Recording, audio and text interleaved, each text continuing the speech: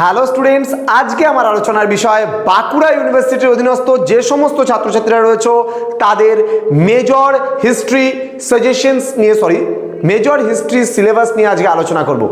কি রয়েছে তোমাদের ফোর্থ সেমিস্টারের মেজর পেপার 402-তে, এই নিয়ে কিন্তু বিস্তারিত আলোচনা করব আজকের এই ক্লাসটিতে। আমি লাস্ট ক্লাসে আলোচনা করেছিলাম তোমাদের সঙ্গে 401 অর্থাৎ তোমাদের ফোর্থ সেমিস্টারে চারটে মেজরের পেপার থাকছে, 401, 402, 403 অ্যান্ড 405। এই টোটাল চারটা পেপার নিয়ে আমি এবং আমাদের পুরো টিম তোমাদের সঙ্গে আলোচনা করব প্রতিটা বিষয় নিয়ে। তো স্টুডেন্টস, চলো শুরু করছি আজকের আলোচনার বিষয়।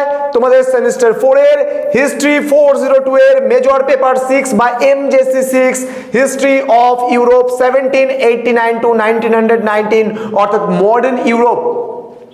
তোমাদের মেজর পেপার 401-এ পড়তে হয়েছিল তোমাদের মেডিয়েভেল ইউরোপ, কিন্তু এই পেপারটিতে তোমরা পড়বে মডার্ন ইউরোপ। এবার এই বাঁকুড়া ইউনিভার্সিটির অধীনস্থ মডার্ন ইউরোপে কতগুলো ইউনিট রয়েছে, কি কি পড়তে হবে, কোন বইগুলো তোমরা পড়বে, এই নিয়ে কিন্তু আমি বিস্তারিত আলোচনা করব আজকের এই ভিডিওটিতে। অবশ্যই ধৈর্য ধরে শেষ অবধি ক্লাসটি দেখবে এবং আমাদের ক্লাসগুলো কন্টিনিউ করবে। চলো শুরু করছি আজকের ক্লাসটি। তোমাদের কোনো কোয়ারিজ থাকলে, যদি কিছু জানার থাকে, আমাদের অফিসিয়াল নাম্বার দেওয়া থাকলেও এখানে তোমরা যোগাযোগ করতে পারো। তো চলো জেনে নিচ্ছে কি কি রয়েছে আমাদের। দেখো, প্রথমত সিলেবাসে ইউনিট নাম্বার 1-এ কি রয়েছে বা মডিউল নাম্বার 1-এ কি রয়েছে। মডিউল নাম্বার 1-এ তোমাদের রয়েছে ফ্রেঞ্চ রেভলিউশন অর্থাৎ ফরাসি বিপ্লব। এই ফরাসি বিপ্লব সম্পর্কে তোমাদের ডিটেলসে পড়তে হবে। এবার এখান থেকে থাকছে crisis of the ASEAN regime অর্থাৎ তোমাদের অসিয়া রেজিম বা পুরাতন তন্ত্র কি, এই নিয়ে পড়তে হবে। নেক্সট রয়েছে সোশিও পলিটিক্যাল অ্যান্ড ইকোনমিক অর্থাৎ সামাজিক অবস্থা, রাজনৈতিক অবস্থা এবং অর্থনৈতিক অবস্থা কিন্তু পড়তে হবে ইউরোপের যে ফরাসি সমাজ বা ফ্রান্সের যে সমাজ রয়েছে সেই সমাজের। নেক্সট রয়েছে intellectual background of the revolution and the role of philosophers অর্থাৎ ফরাসি বিপ্লবের দার্শনিকদের ভূমিকা কি ছিল, এই নিয়ে তোমাদের পড়তে হবে। রুশো, মন্তেস্কু, ভলতিয়ার, বিশ্বকোষ গোষ্ঠী, ফিজিওক্র্যাটস গোষ্ঠী, সমস্ত কিছু সম্পর্কে তোমাদের ধাপে ধাপে পড়াবো বিষয়গুলো। নেক্সট রয়েছে আমাদের the aristocratic revolt and the consolidation of the third state. এখানে তোমরা থার্ড স্টেট সম্পর্কে পড়বে অর্থাৎ তৃতীয় সম্প্রদায়। ফরাসি সমাজে তৃতীয় সম্প্রদায় নামে কারা পরিচিত ছিল, এখানে তোমরা সাকুলতদের ব্যাপারে পড়বে। ডিটেলসে আলোচনা করব কিন্তু পরবর্তী ক্লাসগুলোতে। অবশ্যই যারা আজকে ফার্স্ট টাইম আমাদের ইউটিউব চ্যানেলে ভিডিওটি দেখছো, তারা অবশ্যই আমাদের যে চ্যানেলটি রয়েছে সেটা অবশ্যই সাবস্ক্রাইব করো, পাশে থাকা বেল আইকন অল প্রেস করে দাও, যাতে নেক্সট টাইম থেকে কোনো ভিডিও আপলোড করলে তার নোটিফিকেশন তুমি সবার আগে পেতে পারো। চলো এবার আলোচনা করব মডিউল নাম্বার 2। কি আছে এই মডিউল নাম্বার 2-তে, কি কি পড়তে হবে জেনে নিই। The France revolution and the Napoleon অর্থাৎ নেপোলিয়নের ব্যাপারে তোমাকে পড়তে হবে। এখানে কি রয়েছে, দ্য কনস্টিটিউয়েন্ট অ্যাসেম্বলি অর্থাৎ এখানে গণপরিষদ বা সাধারণ পরিষদের ব্যাপারে তোমরা জানবে, and its achievements. The Thermidorian reaction থার্মিডোরীয় প্রতিক্রিয়া পড়বে। Social base of the revolution, সাকুলতসদের ব্যাপারে পড়বে, আমি বলে দিলাম একটু আগে সাকুলতস। Then peasants and the woman অর্থাৎ এখানে পিজেন্ট কৃষকদের ব্যাপারে, নারীদের ব্যাপারে পড়বে। The directory and the rise of Bonaparte ডাইরেক্টরির শাসন পড়বে এবং নেপোলিয়ন বোনাপার্টের যে উত্থান, সেই উত্থান সম্পর্কেও কিন্তু পড়বে। নেক্সট রয়েছে নেপোলিয়ানিক এম্পায়ার নেপোলিয়নের সাম্রাজ্য and Europe, fall of Bonaparte অর্থাৎ নেপোলিয়ন বোনাপার্ট যে রয়েছে, নেপোলিয়ন বোনাপার্টের পতনের কারণ।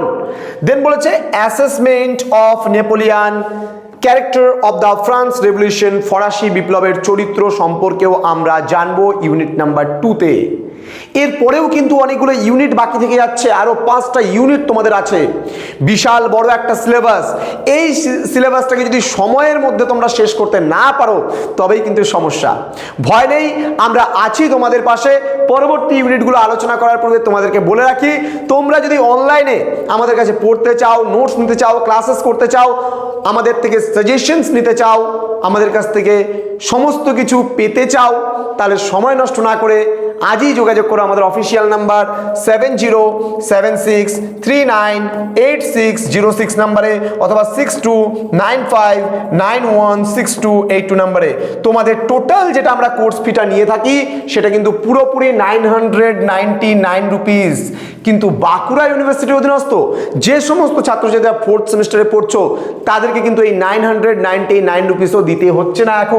এখন সম্পূর্ণ অফারে তোমরা পেয়ে যাচ্ছ মাত্র 499 রুপিসে। তাহলে মাত্র 499 টাকার বিনিময়ে তোমরা পুরো কোর্সটা পেয়ে যাচ্ছ আমাদের কাছ থেকে। তো সময় নষ্ট করো না, আজই যোগাযোগ করো আমাদের সঙ্গে আমাদের অফিসিয়াল নাম্বারে। কেমন? চলো শুরু করছি পরবর্তী ইউনিট, যেখানে ইউনিট নাম্বার 3 বা মডিউল নাম্বার 3 রয়েছে আমাদের। সেই মডিউল নাম্বার 3তে কি কি পড়তে হচ্ছে আমাদের? ইউরোপ আফটার নেপোলিয়ন, অর্থাৎ ইউরোপের অবস্থা কেমন ছিল নেপোলিয়নের পরবর্তীকালে। এখানে রয়েছে ভিয়েনা কংগ্রেস, এখানে রয়েছে concert of Europe, Metternich and তোমার হচ্ছে কনজারভেটিভ অর্ডার অর্থাৎ মেটার্নিক সিস্টেম আমরা পড়ব। The Greek war of independence, the revolution of 1830 and 1848 অর্থাৎ 1830 সালের জুলাই বিপ্লব এবং 1848 সালের ফেব্রুয়ারি বিপ্লব বা ফেব্রুয়ারি রিভলিউশন সম্পর্কে তোমরা কিন্তু পড়বে। এবার আসবো আমরা মডিউল নাম্বার 4। এই মডিউল নাম্বার 4-এ আমাদের কি কি রয়েছে সেটা আমরা একটু জেনে নিই। চলো, মডিউল নাম্বার 4-এ আমাদের যেটা রয়েছে, ঠিক আছে, কি রয়েছে মডিউল নাম্বার 4-এ? এজ অফ দ্য ন্যাশনালিজম অর্থাৎ জাতীয়তাবাদের যুগ। এখানে Louis Napoleon and the second empire in France, unification of Italy, ইতালির ঐক্য আন্দোলন, অ্যান্ড জার্মানি, জার্মানির ঐক্য আন্দোলন পড়বা। The third republic and the Paris commune বা প্যারি কমিউন, যেটাকে থার্ড রিপাবলিক মানে তৃতীয় প্রজাতন্ত্র সম্পর্কে আমরা পড়বো, অ্যান্ড প্যারি কমিউন সম্পর্কে আমরা কিন্তু পড়বো। দেন রাশিয়া, তোমার হচ্ছে থ্রাস্টিড অ্যাটোক্রেসি অ্যান্ড রিফর্মস, এখানকার যে সংস্কারগুলো রয়েছে সেগুলো তোমরা পড়বা। তারপর দ্য ইস্টার্ন কোয়েশ্চেন মানে পশ্চিমী যে মানে কোশ্চেন রয়েছে সেই পশ্চিমী কোশ্চেন সম্পর্কে বা পশ্চিমী প্রশ্ন সম্পর্কে পড়বে। দ্য ক্রিমিয়ান ওয়ার, ক্রিমিয়ার যুদ্ধ সম্পর্কে পড়বে। দ্য ট্রিটি অফ প্যারিস, প্যারিসের শান্তি চুক্তি পড়বে। বলকান ন্যাশনালিজম, বলকান জাতীয়তাবাদ সম্পর্কে পড়বে ইউনিট নাম্বার 4 বা মডিউল নাম্বার 4-এ। আরও 3টা ইউনিট বেঁচে থাকছে। অনেক বড় সিলেবাস, বারবার করে বলছি, প্রথম থেকে পড়াশোনা শুরু না করলে শেষে কিন্তু একটা বিশাল বড় ধাক্কা খাবে। সুতরাং প্রথম থেকে পড়া শুরু করো। তোমরা যারা 3rd সেমিস্টার অবধি পড়েছো তোমাদের একটা করে কিন্তু পেপার ছিল, সুতরাং খুব একটা বেশি চাপ ছিল না একটা দুটো করে পেপার নিয়ে। কিন্তু এখানে কিন্তু 4-4টে মেজরের পেপার, এখানে খুব ভালো করে পড়ার প্রয়োজন কিন্তু অবশ্যই রয়েছে। চলো জেনে নেব পরবর্তী ইউনিটগুলোতে কি থাকছে। এখানে পরবর্তী ইউনিটে কি বলেছে? মডিউল নাম্বার 5-এ বলেছে society and economy in the 19th century Europe, অর্থাৎ সামাজিক এবং অর্থনৈতিক অবস্থা 19 শতকের ইউরোপে। এখানে রয়েছে ইন্ডাস্ট্রিয়াল ট্রান্সফরমেশন ইন তোমার হচ্ছে ব্রিটেন, তোমার difference in the industrialisation process between England and France, অর্থাৎ যে কি বলবো শিল্পায়ন যে রয়েছে, ইন্ডাস্ট্রিয়ালাইজেশন মানে শিল্পায়ন আমরা বলতে পারি, ঠিক আছে। এখানে কি বলছে? ইংল্যান্ড এবং ফ্রান্সের মধ্যে, Germany Russia, Germany and Russia, অর্থাৎ ইংল্যান্ডের, ফ্রান্সের, জার্মানির, রাশিয়ার সম্পর্কে আমরা ডিটেলসে পড়ব। The emergence of the working class and it's movement, অর্থাৎ ওয়ার্কিং ক্লাসের মুভমেন্টটা সম্পর্কে আমরা জানবো। Early utopian socialist thought and Marxism, অর্থাৎ আদি যে উপযোগিতাবাদ যেটাকে বলছে বা সমাজবাদ যেটাকে বলছে সেই থট বা চিন্তাধারা, এবং মার্কসিজম বলতে মার্ক্সবাদ সম্পর্কেও আমরা কিন্তু পড়বো। মডিউল নাম্বার 5 কিন্তু কমপ্লিট হয়ে গেল। এবার module number 6 and 7, module number 6-এ কি বলেছে আমরা চলো দেখে নিই।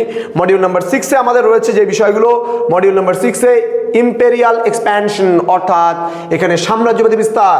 বিসমার্কস ডিপ্লোমেসি, অর্থাৎ বিসমার্কের যে নীতি ছিল কূটনীতি, সেই কূটনীতি সম্পর্কে পড়বেও। And a new balance of power, Kaiser William second, দ্বিতীয় কাইজার উইলিয়াম, ওয়েল্ড পলিটিক পড়বে। new course in the German foreign policy, the Eastern question in the late 19th century and the Balkan Wars 1912 to 13, colonial rivalries and the outbreak of the first world war, অর্থাৎ এখানে প্রথম বিশ্বযুদ্ধ সম্পর্কেও কিন্তু তোমাদের পড়তে হবে বা জানতে হবে। লাস্ট মডিউল এবং মডিউল নাম্বার 7-এ তোমাদের যেটা রয়েছে দ্য ক্রাইসিস অফ ফিউডালিজম, অর্থাৎ সামন্ততন্ত্রের পতন সম্পর্কে যে সংকটগুলো সেগুলো পড়বা। ইন রাশিয়া অ্যান্ড হচ্ছে এক্সপেরিমেন্টস ইন সোশিয়ালিজম, এখানে হচ্ছে ইমানসিপেশন অফ সার্বস, রাশিয়ার ভূমিদাস প্রথার যে অবসান সেই অবসান সম্পর্কে তোমরা পড়বে। রেভলিউশন অফ তোমার হচ্ছে 1905, অর্থাৎ রাশিয়ার যে রুশ বিপ্লব হয়েছিল 1905-এ সেটা সম্পর্কে তোমরা পড়বে। দ্য বলশেভিক রেভলিউশন অফ 1917, অর্থাৎ 1917 সালের যে বলশেভিক বিপ্লব ছিল সেই বিপ্লব সম্পর্কেও কিন্তু তোমরা পড়বে ধারাবাহিকভাবে। ওকে, তো স্টুডেন্টস এই ছিল আজকের সিলেবাস সংক্রান্ত আলোচনা। এরপরে কিন্তু আরও দুটো পেপারের সিলেবাস রয়েছে, আমি প্রতিনিয়ত প্রতিদিন ধাপে ধাপে বিষয়গুলোকে আলোচনা করব। তোমরা যারা আজকে ফার্স্ট টাইম আমাদের ইউটিউব চ্যানেলে ভিডিওটি দেখছো, তোমাদের রিকোয়েস্ট করব আমাদের চ্যানেলটিকে সাবস্ক্রাইব করো এবং সাবস্ক্রাইব করার সাথে সাথে অবশ্যই তোমাদের বন্ধু বান্ধবের সঙ্গে আজকের এই ক্লাসটি শেয়ার করে দাও।